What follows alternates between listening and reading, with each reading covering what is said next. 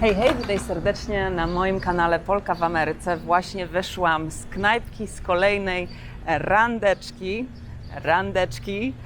z dziewczyną. Mianowicie jestem tutaj właśnie na Florydzie, w pięknym Fort Lauderdale. To jest taka miejscowość nad Miami, też troszkę nad Hollywood. Tu jest największe zresztą lotnisko, także jak gdzieś będę latać, to właśnie stąd. Zabieram Was tutaj na spacer i opowiem, jak poznaję ludzi tutaj po przeprowadzce na Florydę, jaką założyłam aplikację, jak się umawiam z dziewczynami właśnie na lunche, na kawki. Opowiem, co mi pasuje, co mi nie pasuje, co zauważyłam w sobie, jeśli chodzi właśnie o poznawanie nowych ludzi. Także zapraszam Was serdecznie na ten słoneczny odcinek i też wydaje mi się, będzie bardzo ciekawy i dużo może pomóc osobom, które również przeprowadzają się do Stanów i szukają znajomych. Zapraszam serdecznie. Polka w Ameryce. Zacznijmy może od tego, że aplikacja, którą założyłam, nazywa się Bumble. Ja miałam troszkę takie spaczenie, jeśli chodzi o tą aplikację. Trochę nie chciałam jej zakładać na początku. Usłyszałam o tej aplikacji od znajomej Polki, którą pozdrawiam teraz serdecznie, która przyszła zresztą na spotkanie moje takie Polki w Ameryce, jak wyjeżdżałam z Nowego Jorku. To właśnie przyszła, poznałyśmy się i opowiadała, że założyła właśnie tą aplikację Bumble. A mi Bumble tak naprawdę kojarzyło się tylko z jednym, mianowicie z randkowaniem. Nie wiedziałam, że jest coś takiego, że na Bumble jest też taka opcja, że możesz sobie założyć Bumble Best Friends. Czyli szukasz tam znajomych, a niekoniecznie osoby jakiejś do randkowania. A mi się to źle kojarzyło, dlatego to taka mała, duża prywata. Źle mi się to kojarzyło, ponieważ mój były małżonek tam sobie znajdował dziewczyny. Także nie wiedziałam nawet, o Boże, jak tutaj wielki jeep chodzi w ogóle, nikogo w środku nie ma, a to chodzi, głośne. A tutaj z kolei mam fontannę. Także fajne widoczki. Oczywiście jestem otoczona palmami. No ale widzicie, zmieniam temat, bo chciałam powiedzieć Wam o tym Bumble, że mi się kojarzyło to po prostu ze zdradą, że mi się to kojarzyło z szukaniem sobie, tak jak Tinder, z szukaniem sobie właśnie takich partnerów na szybko, no wiadomo, na jakieś takie sytuacyjne sprawy. Natomiast nie miałam pojęcia, że też jest Bumble dla znajomych. I to jest dla mnie mega odkrycie. O Jezu, patrzcie, tutaj chyba czyszczą jakiś jacht. Teraz Wam od razu pokażę.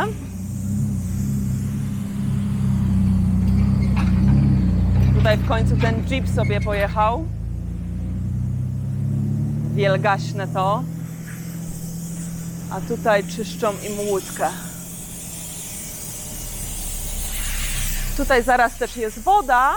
Myślałam, że będę mogła chodzić obok wody, ale chyba się jednak okazuje, że nie mogę, a szkoda.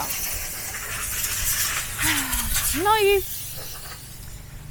założyłam sobie ten Bumble i w pierwszej chwili od razu miałam coś takiego, że tego jest aż za dużo, aż możesz tak jechać sobie ręką w prawo, jeśli się zgadzasz na kogoś, a w lewo, jeśli nie.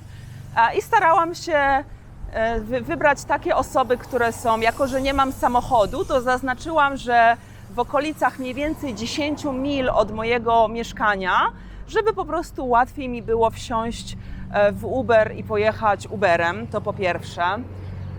Po drugie też można na przykład tam jakiś wiek zaznaczyć, więc ja też zaznaczyłam, że nie chcę na przykład iść na randki. Będę to nazywała randkami, ale wiadomo, chodzi o takie randki ze znajomymi, z koleżankami. Na przykład mam nawet brata w tym momencie 17-letniego, którego zawsze zabieram na randki. W sensie randka to jest dla mnie takie spotkanie dwóch osób. No i zaznaczyłam też właśnie, że nie chcę jakoś super młodych tych dziewczyn i też jako, że to nie jest randkowanie pod kątem partnera. Tutaj się teraz to auto zatrzymało i ciągle głośne. Takie kurcze. Nie wiem, skąd ta fascynacja tymi wielkimi samochodami w USA. Może wy wiecie. Jak wiecie, skąd fascynacja wielkimi autami głośnymi, które dużo palą i są fatalne dla środowiska, to dajcie znać. No i nie zależało mi jakby na wyglądzie, wiadomo, bo nie spotykam się z tymi dziewczynami po to, żeby z nimi, nie wiem, chodzić, tylko spotykam się po to, żeby znaleźć sobie fajną koleżankę, taką od serca, z którą mogę szczerze pogadać. I pierwszy krok to było stworzenie swojego własnego profilu. No i mój profil, byłam od razu w nim szczera, bo chciałam też przy okazji zweryfikować, komu mój profil się spodoba. To znaczy napisałam tam właśnie, że mieszkałam w Nowym Jorku, że nie lubię small talków, bo nie cierpię small talków. Ja wolę takie, wiecie, takie tematy, że tak powiem, z grubej rury, szczere rozmowy na temat swojego dzieciństwa, poprzednich związków, podejścia do życia, religii. Ja lubię takie po prostu tematy głębokie i to jest, nie wiem, czy to jest bardzo europejskie, ale na pewno nie jest to amerykańskie. Tutaj w Stanach bardziej jest taka bardziej właśnie presja na pieniądze, prawda? Więc często jak podsłuchuje się przez przypadek jakieś osoby, które w stoliku obok coś rozmawiają, to zazwyczaj są to właśnie pieniądze i kariera, albo też rozmowa o innych ludziach, a rzadko kiedy jestem w stanie podsłuchać taką rozmowę, jaką ja prowadzę z tymi dziewczynami, które do tej pory poznałam. Zaraz Wam o tym opowiem. W każdym razie trzeba stworzyć swój profil. No to ja od razu piszę, na chwilę się tutaj zatrzymam, żeby trochę odsapnąć. Poza tym jest tutaj fajne tło z tymi roślinkami. Jest też cień, to sobie od razu ja odpocznę. Strasznie jest gorąco, no ale to wiadomo, Floryda. Cały czas jest tutaj gorąco, a zapomniałam dzisiaj czapki wziąć. No i jak już miałam ten swój taki profil, na którym szczerze napisałam, że no small talk, też napisałam, że z Nowego Jorku przyjechałam, bo to też jest w sumie ważne. Od razu w ten sposób możesz dać do zrozumienia, jaki masz background. Tutaj te osoby z Nowego Jorku, które tutaj przyjeżdżają, to też są bardziej, no to jest inny typ człowieka jednak. To już wiadomo, że to już jest osoba, która właśnie do przodu, która się nie boi wyzwań, która lubi przygody, która podróżowała, no to też było dla mnie ważne, żeby zaznaczyć to, że po prostu nie jestem z Florydy, żeby wiedzieli ludzie, czego się spodziewać, chociażby to, że mam akcent, czy nie wiem, nawet to, że jestem cholera liberalna, to też ma duże znaczenie, prawda? Chcemy się zazwyczaj otaczać takimi ludźmi, którzy są podobni do nas pod wieloma względami. Dzisiaj akurat z tej randki, co teraz wracam, to była najgorsza z tych wszystkich randek, na których byłam. I najmniej niestety podpasowała mi ta dziewczyna, ale to też Wam o tym też opowiem, do tego dojdę. Chcę tutaj przejść tak trochę na nielegalu. Dobra, udało się. Dałam radę, przeżyłam. Ale już mnie tu zgubiło mnie. Znowu mi kamera chce cycki kręcić. Ja nie wiem. Cały czas chcę te cycki kręcić. No jak już założyłam sobie tą apkę, to zaczęłam właśnie swipe right, jeśli ktoś mi się podoba, albo swipe left, jak ktoś mi się nie podoba. I właśnie nie patrzyłam na zdjęcia, tylko szłam do opisu. Tam są różne takie, że można siebie opisać, jakieś takie pytanka są zadawane na zasadzie, no nie wiem, co wolisz, zachody czy wschody słońca, albo jakiś ulubiony film, albo ulubiony cytat z jakiegoś filmu. I na tej podstawie sobie zaczęłam szukać takich dziewczyn, które mają podobny flow jak ja. No i zaczynasz tam sobie, nie wiem, spędziłam godzinkę nad tym mniej więcej, że sobie siedziałam po prostu i tak jechałam w prawo, w lewo, ta mi tu nie odpowiada, ta mi odpowiada. Takie to jest dziwne, ja wiem, że, ja pierwszy raz w życiu takiej aplikacji używałam, ja nigdy nie miałam żadnego Tindera, żadnego właśnie Bumble, jeśli chodzi o szukanie związków, więc ja w ogóle nie znałam tego konceptu, żeby przejechać w prawo albo w lewo palcem. I dla mnie to było takie dziwne i nienaturalne. Natomiast dla takich ludzi obecnie z XXI wieku to dla nich to jest normalne, no tak się po prostu poznaje teraz ludzi online. A dla mnie to było wszystko takie nowe.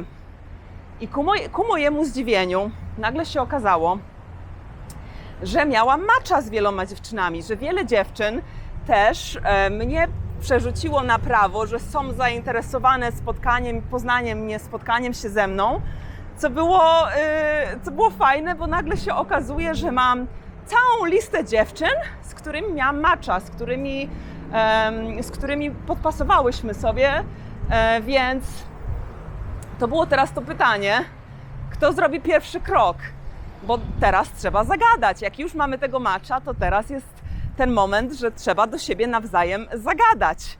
No i teraz jak zagadać? To też było takie pierwsze, jaki fajny, to jest pewnie hotel, na bank to jest hotel, ale pokażę Wam, bo fajny budynek.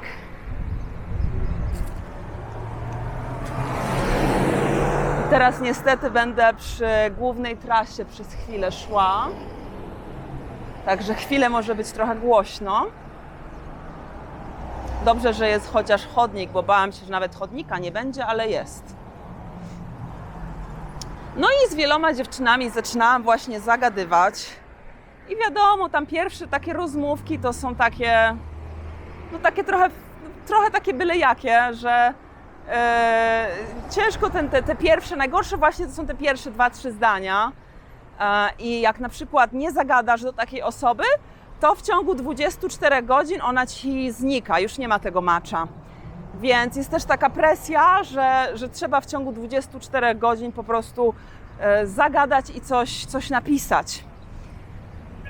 W pewnym momencie już teraz, od kilku dni, to też jakaś knajpka, od kilku dni w ogóle przestałam już używać tej apki do szukania nowych dziewczyn, bo w ciągu tej 1 godziny, kiedy ja tam sobie na prawo i lewo chodziłam, ja już znalazłam tyle dziewczyn, które potencjalnie mogłyby być moimi koleżankami, że po prostu aż za dużo.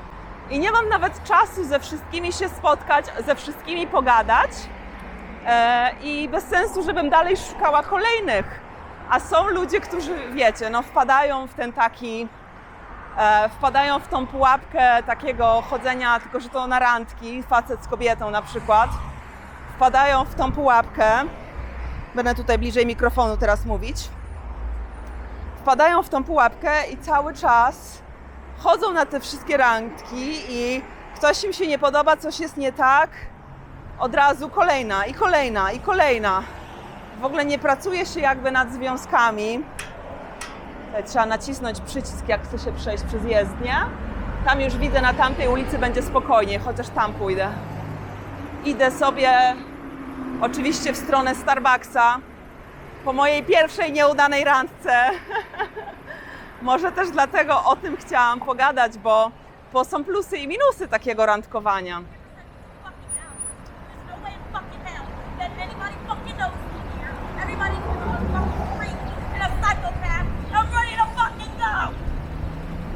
Dziewczyna... O Boże!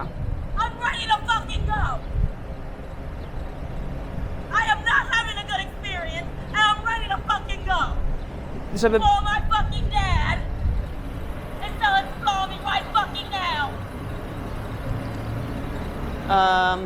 Żeby było ciekawie, ja tutaj opowiadam o tym randkowaniu, a ta dziewczyna dosłownie teraz krzyczała do kogoś przez telefon, że wszyscy, z którymi idzie na randkę,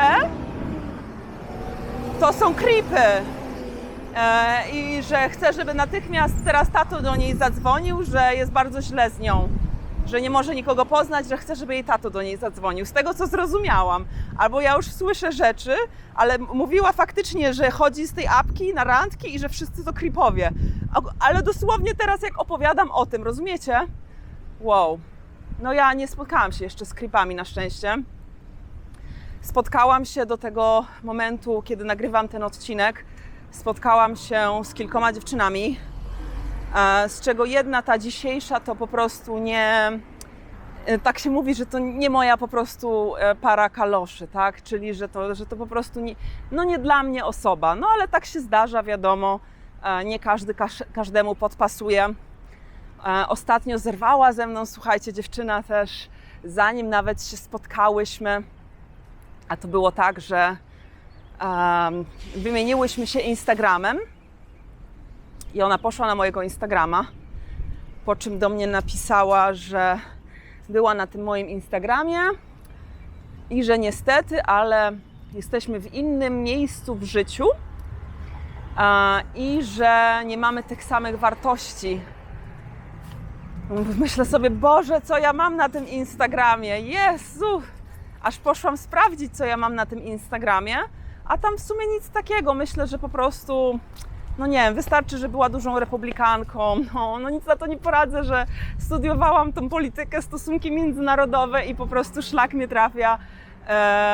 Szlak mnie trafia tutaj, jeśli chodzi o tą politykę i no nie będę tego ukrywać. No to ja tym żyję. Kilka godzin dziennie praktycznie spędzam na oglądaniu jakichś różnych, nie wiem, wiadomości, interesowaniu się tym tematem. To jest jedno z moich hobby, to właśnie polityka. Więc wystarczy, że ktoś ma inne poglądy polityczne, to już mogę nie podpasować. Natomiast tak dziwnie było, że dziewczyna kurczę ze mną zrywa jeszcze przed poznaniem mnie, ale z kolei ja później zerwałam sama z inną dziewczyną.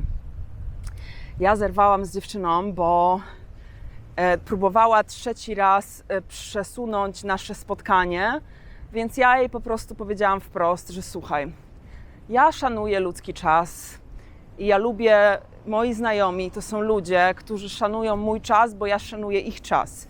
I ja chcę być tak samo traktowana przez moich znajomych, jak ja traktuję ich. I że jak ja już z kimś robię plany, to ja się tych planów trzymam i nie próbuję cały czas tego zmieniać. Więc ja Cię bardzo przepraszam, ale już teraz widzę, że nie jesteśmy po prostu dobrym matchem, że nie będziemy miały dobrego flow, bo ja już nigdy po prostu takiej dziewczynie bym de facto nie zaufała i nie poświęciłabym jej po prostu tyle swojego czasu. Czekajcie, sprawdzę, gdzie jest ten Starbucks. O shit, minęłam Starbucksa. Minęłam Starbucksa, on był tam. Tam był ten Starbucks. Więc ja zerwałam właśnie z dziewczyną, mówiąc jej, że Cię bardzo przepraszam, ale nie spotykam się z ludźmi, którzy co chwilę zmieniają plany ze mną, że to nie są moje wartości, że nawet jakbyśmy się stały koleżankami, to co chwilę byłby problem, żeby się nawet z Tobą spotkać, bo coś byś co chwilę odwoływała. Także ja zerwałam, co mnie ucieszyło, bo ja zawsze miałam kłopoty ze zrywaniem, nawet z facetami, bo ja jestem trochę taki people pleaser, czyli chcę, żeby wszyscy mieli dobrze wokół mnie i tak ciężko mi te granice ustawiać, więc prawdę mówiąc, ja byłam z siebie bardzo dumna, że byłam w stanie ustawić tą granicę i powiedzieć, że nie, stop, tutaj jest właśnie moja granica, tych rzeczy nie mogę akceptować, nie będę się w związku z tym z Tobą kolegować. No zdarza się. Natomiast te pozostałe dziewczyny, z którymi się spotkałam, to zauważyłam, że każda z nich, i nie wiem teraz, czy to jest kwestia właśnie ludzi z aplikacji, prawdopodobnie jest to możliwe, że to po prostu my korzystając z takiej aplikacji, czekajcie, bo ciężarówka jedzie, zauważyłam, że te wszystkie dziewczyny, z którymi się pospotykałam, są bardzo samotne. Są bardzo samotne, są w złym takim, znaczy nie w złym miejscu w życiu, ale na takim rozdrożu w życiu, że nie wiedzą do końca, kim są, że próbują siebie odnaleźć w tym momencie. I to każda z tych jednych dziewczyn, każda z nich właśnie widziałam po nich, że są samotne. I ja też tak naprawdę założyłam tą apkę z samotności. Mój facet jeszcze tutaj nie przyjechał, byłam tutaj sama, nikogo nie znałam, a to wiadomo, ciężko tak funkcjonować bez jakichś tam bratnich dusz, prawda? Słuchajcie, muszę tutaj przejść przez ulicę, a to oznacza, że za chwilę będę przechodzić znowu koło tej dziewczyny, co tak krzyczy przez telefon. Ciągle jest na telefonie i ciągle krzyczy. Kurde, no. Masakra, ludzie to mają ciężko. Boże, jak gestykuluje, szkoda mi jej. Boże, jak krzyczy. Aż się tutaj ludzie z samochodów na nią odwracają i patrzą. Dobra, mogę przejść. Zielone. Zresztą zaraz sami zobaczycie, no. Kurczę, no szkoda mi jej. Ach. Ja na szczęście nie jestem jeszcze tak sfrustrowana, żeby mieć tyle gniewu w sobie. A tu widzę, już minął ten etap. Minus. I'm a grown ass fucking woman. I don't have to put up with this shit. I'm just gonna get the fuck. Yeah, I guess you're not feeling me. You're not feeling the energy. I'm not forced to no longer be part of my journey. Everybody can get fucked. No, także jak słyszeliście, że właśnie na kogoś krzyczano, jakiegoś faceta, że nie jesteś częścią mojej energii, nie kumasz mojej energii, to spierdzielaj. No. I tak właśnie dzisiaj z tą dziewczyną będzie, że ta randka się nie udała, bo za dużo jest po prostu różnic między nami, takich, że no za zbyt traumatyczne ma dziewczyna przeżycia po prostu i ja nie czuję się na siłach, żeby z taką osobą się na ten moment kolegować, bo ja już też jakąś pracę wykonałam nad sobą, a tak jak Wam mówię, ja bardzo głęboko z tymi dziewczynami rozmawiam. Naprawdę rozmawiamy o traumach. Nie wiem, rozmawiałyśmy z jedną dziewczyną o tym, jak nam matki umarły. Z inną dziewczyną rozmawiałam na przykład o tym, jak jej facet zmusił ją do aborcji. Jeszcze inna opowiadała, jak jej rodzice musieli uciekać, jak miała 6 lat, z Białorusi, bo jest Żydówką. Także było pełno takich właśnie głębokich rozmów, a dzisiaj z tą dziewczyną to było takie przykre, ale na zasadzie, że jej mąż molestował jej pierwszą córkę, która miała wtedy 4 lata. I już tak mówię, kurde, nie. Są niektóre takie traumy, których ja już nie jestem w stanie dźwignąć i widzę, że ta osoba niesie jakby to ze sobą w życiu. I tak naprawdę wystarczy pozadawać kilka pytań i ludzie się bardzo Tobie otwierają i chcą o sobie opowiadać. Z tym, że czasami te historie już są tak ciężkie, że aż nie jest się w stanie po prostu ich wziąć na swoje barki. Ja też jestem bardzo empatyczna i ja też staram się właśnie iść głęboko w tą rozmowę, bo w ten sposób poznaję bliskie mi osoby. Także spośród tych wszystkich dziewczyn, które do tej pory poznałam, wiem, że 2 będą takimi moimi faktycznie koleżankami, że mam ochotę zobaczyć je jeszcze raz, że jest mi mało i że chcę wiedzieć więcej. Natomiast takie dziewczyny jak ta dzisiejsza, na przykład po tej jednej rozmowie, ja już nie mogłam doczekać, aż ten kelner przyniesie nam po prostu rachunek i będziemy mogli stamtąd spadać, bo po prostu miałam już dość tych ilości, tych po prostu traum, bo wystarczy pozadawać kilka pytań, to po prostu ludzie później lecą z koksem, jak to się mówi. Czekajcie, tylko wejdę sobie do środka, zamówię sobie kawkę w Starbucksie. O Boże, jak się zgrzałam tym chodzeniem, nawet nie wiedziałam, teraz spojrzałam w lusterko, że jestem taka totalnie czerwona. Usiadłam tutaj przed Starbucksem, czekam, aż mi kawkę zrobią. I tak podsumowując, jak gorąco. Podsumowując, fajny to jest sposób na poznawanie nowych ludzi. Na pewno polecam, jeśli szukacie właśnie znajomych. Nie wiedziałam, że to nie jest tylko na randki.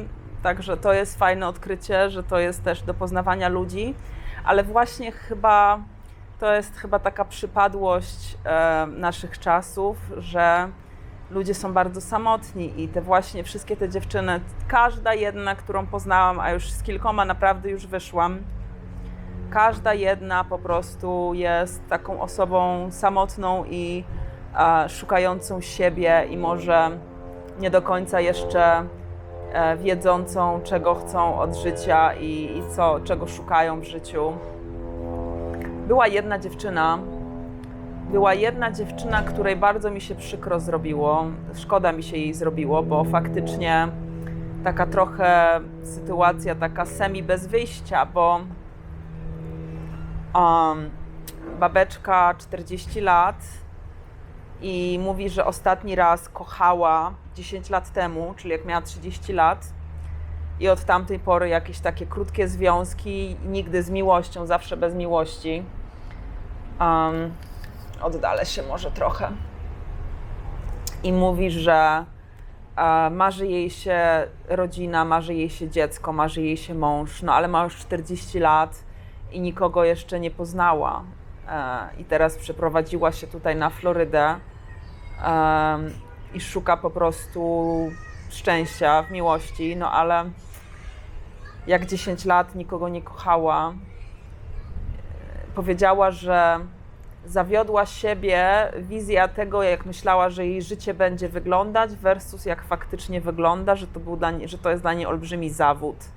I to było takie kurde przykre, tak głęboko to po prostu odczułam.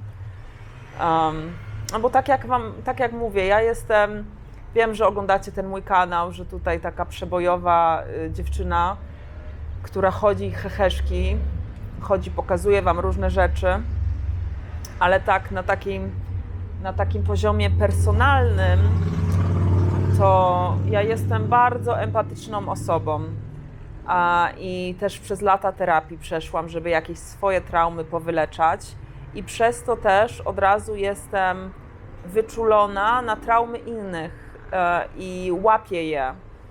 I nawet ta jedna dziewczyna, z którą wyszłam, to nad jej głową była po prostu czarna chmura. Ta dziewczyna na wszystko narzekała, nie potrafiła się niczym cieszyć. Różnych ludzi tutaj naprawdę już pospotykałam, ale są dwie dziewczyny, z którymi faktycznie wiążę duże nadzieje, że mogą faktycznie zostać takimi moimi koleżankami od serca, z którymi mam ochotę się spotykać, rozmawiać, intymnie spędzać czas, bo takie rozmowy to jest bardzo intymnie spędzony czas. I ja właśnie lubię takie connection z drugim człowiekiem. Lubię tą taką więź, tą taką bliskość. Także no, cieszę się, że założyłam tą apkę i w końcu czuję się niesamotna. W końcu czuję, że mam z kim wyjść, z kim pogadać. Mam teraz dosłownie kolejne 2 dni zaplanowane z jeszcze innymi 2 dziewczynami, także no dzieje się, aż przestałam chodzić na tą apkę, bo po prostu z tyloma osobami miałam tego matcha. Także jak wy się tutaj przeprowadzacie, jak jesteście nowi w Stanach, nawet jak szukacie chłopaka, dziewczyny, a nie tylko znajomych, to polecam takie apki na spróbowanie. Czemu nie? Z tym, że trzeba się właśnie przedostać przez ten cały bullshit, przez te osoby, które zupełnie do was nie pasują energetycznie, nie pasują dla was charakterem, osobowością. Tak jak dzisiaj mi ta dziewczyna po prostu nie pasowała, bo za dużo było takich rzeczy, które dla mnie były, nie wiem, czerwoną flagą i za dużo też decyzji złych jakby podjęła w życiu, żebym... Ja lubię też, jak mi ludzie imponują, jak widzę w nich potencjał, a w tej dziewczynie z dzisiaj po prostu ja widzę potencjał, ale za jeszcze 2-3 lata terapii, że jeszcze długa droga przed nią, a po prostu też to nie jest moje zadanie, żeby komuś w tym pomagać. Ja chcę poznać osoby, które są mniej więcej na tym samym etapie rozwoju, co ja, jeśli nie na wyższym. A takie osoby, które są daleko w tyle, które nie rozumieją, dlaczego podjęły pewne decyzje, na przykład, no nie chcę nawet wdawać się w takie szczegóły, jeśli chodzi o tą dziewczynę z dzisiaj, ale no po prostu czułam, że to nie jest osoba, która jest ode mnie rok starsza, czułam, że to jest osoba, która jest ode mnie 10 lat młodsza, na tej zasadzie, a jest ode mnie rok starsza. No, także nie wszystkie randki będą oczywiście udane, ale też będą takie, które są świetnie udane, niesamowicie udane. Na przykład ta jedna, z którą najlepszy do tej pory miałam flow, dziewczyna z Meksyku, to na koniec po prostu tak się śmiałyśmy, bo ja mówię do niej: słuchaj, ja cię nigdy nie zapytałam o twój ulubiony kolor albo twoje ulubione jakieś hobby, a wiem, jak ci zmarła matka. Ona mówi: no, ja też wiem, jak się rozwiodłaś. No i tak zaczęłyśmy sobie wymieniać te takie rzeczy bolesne, o których rozmawiałyśmy w ciągu tego dnia, jednocześnie wymieniając proste rzeczy, o których nie wiemy, na przykład, nie wiem, imię jej psa, czy jak poznała swojego faceta, wiecie, no takie podstawowe rzeczy. Oczywiście nie twierdzę, że od razu trzeba iść głęboko, to nie jest tak, że to jest taki mus, że na takiej pierwszej randce trzeba od razu nie wiadomo jak głęboko iść, natomiast ja to robię, żeby oszczędzić czas, bo to mi powie wszystko, co chcę wiedzieć o tym człowieku. Ważniejsze jest to, przez jakie procesy emocjonalne ta osoba teraz przechodzi. Dla mnie to jest ważniejsze niż to, jak poznała swojego faceta, czy jaką ma pracę, czy jakie ma plany na weekend. No ale to jestem ja. Tak jak mówię, ja jestem tak w personalnych 1 na 1, jestem trochę inna niż tutaj mnie widzicie na kanale. Teraz też bardziej, nie wiem czy zauważyliście, ale w ciągu ostatniego roku ja się bardziej otwieram na tym kanale, bo wcześniej mówiłam tylko i wyłącznie o jakby Nowym Jorku i takich generalnych pojęciach, a teraz Wam pokazuję, kim ja tak naprawdę jestem. Także mam nadzieję, że podoba Wam się ten odcinek, podoba Wam się ta moja szczerość i że chcecie dalej kontynuować ze mną podróż przez moje tutaj amerykańskie życie i przygody. No, do zobaczenia w niedzielę na krótkim odcinku Storytime i dzięki, że zostaliście tutaj ze mną do końca. Na razie, pa!